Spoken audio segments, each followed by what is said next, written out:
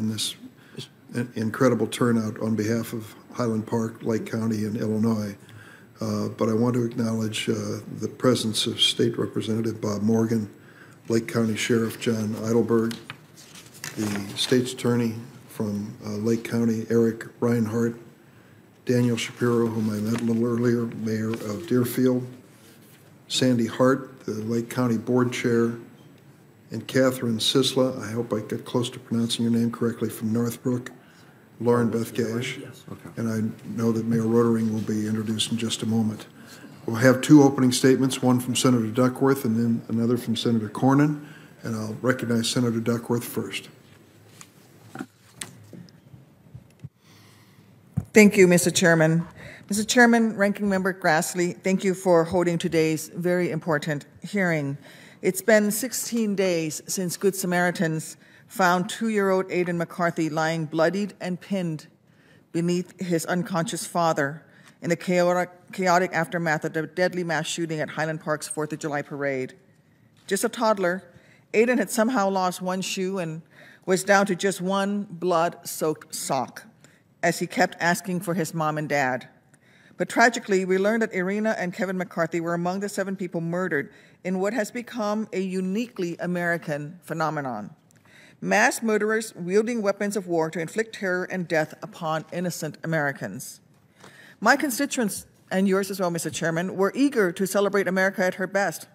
Instead, they joined a rapidly growing number of victims who've experienced our nation at her worst. I still can't get the image of Aiden's one bloodied sock out of my mind. I'm unable to stop thinking about what his future holds now, or what his parents' final thoughts might have been as they shielded their son from bullets raining down with their own bodies. And that's why I'm here this morning. As the senator representing Aiden, I refuse to let my colleagues ignore how a weapon of war forever changed this little boy's life and the lives of so many others. And as a mom raising 2 little girls who are attending school, I refuse to do nothing in the face of a deadly epidemic of gun violence that is now the leading cause of death of young Americans. Let me say that now. The leading cause of death of Americans under the age of 16 in this country isn't cancer, isn't car accidents, it's gun violence. Only in America. I'm urging this committee to demonstrate courage in supporting a ban on assault weapons and large capacity magazines. We can't stop every mass shooting. The ranking member spoke about identifying those with mental health issues. I agree we should do all of that. There are predictable steps that he mentioned. That is part of it. But part of those predictable steps also includes, unfortunately, in recent years, the purchasing or the building of assault weapons. It doesn't change the simple fact. After the assault weapons ban expired in 2004, and the ranking member quoted statistics from 2004 that says there had been no significant change as of 2004. However, since that ban was allowed to expire, mass shootings in this country has tripled. We have more recent data, and the data shows that mass shootings in this nation has tripled since the assault weapons ban was allowed to expire. Now, I want to be clear. Restoring the assault weapons ban would not prevent sportsmen from continuing to access more than 2,000 models of powerful hunting rifles. We are not talking about your 30-06s. No mass shooter is going to grab a 30-06 to go and conduct a mass shooting. They're grabbing AR-15s, or they're buying the lower assemblies and building their own weapons of war. It won't stop a parent from teaching their child to shoot with a .22 like my daddy did with me when I was just 7 years old. I grew up shooting. I enjoy going to the range. But my enjoyment of going to the range should not outweigh a child's right to life, to live free from the scourge of assault weapons. My focus is on ridding our streets of a rifle that Eugene Stoner literally designed to meet Army requirements for use in combat. When he designed the AR-15, it was then adopted by the military to become the M16. The AR-15, it then was adopted by the Army to become the M16 that I carried as my weapon of war for my 23 years as a soldier.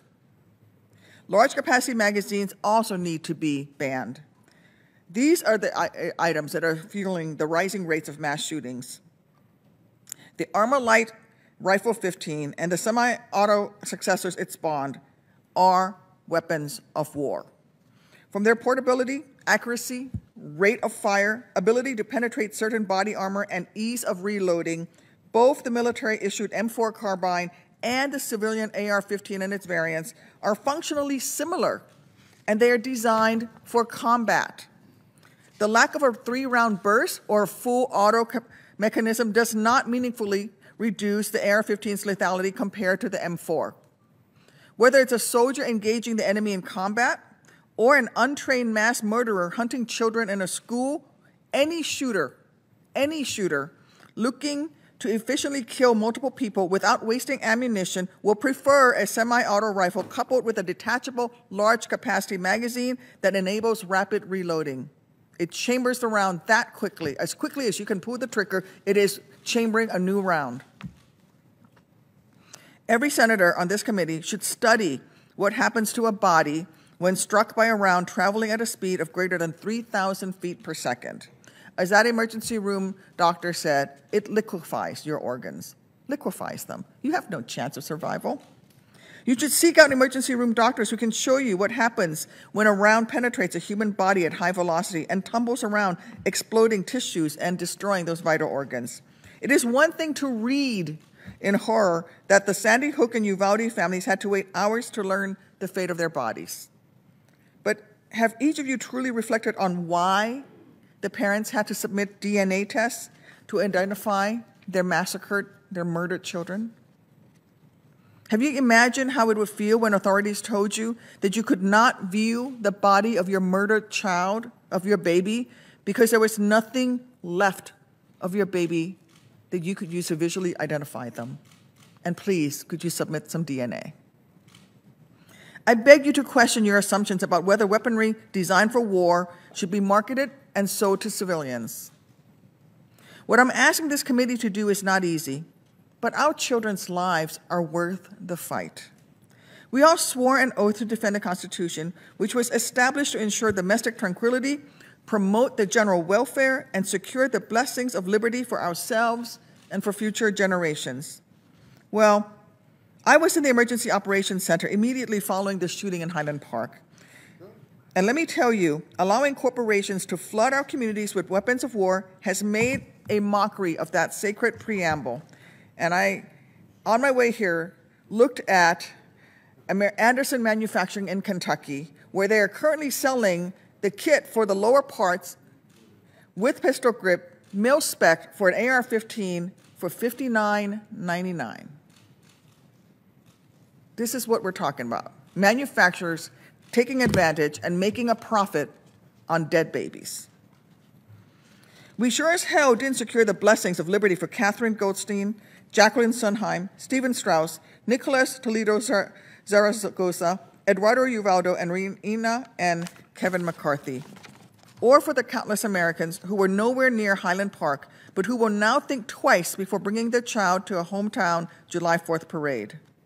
Or the millions of students, like my baby girl, Miley, who I recently witnessed taking part in an active shooter's drill. I was at her school to talk about Memorial Day with her sister's class, and I looked through the window, and I saw the line of preschoolers walking down the hallway, and I watched, and my heart broke as I watched as my little girl was taught to crouch down with her head against a wall, covering her head with her hands in their secure location, knowing full well that a shooter with an AR-15 coming in there, she would not have a chance, no matter what her crouching position was. America's heartbreaking new normal, where we routinely ingrain in our children the traumatizing fear that on any day, at any moment, they could be gunned down in their classroom, should not be acceptable to any one of us. We don't have to live this way.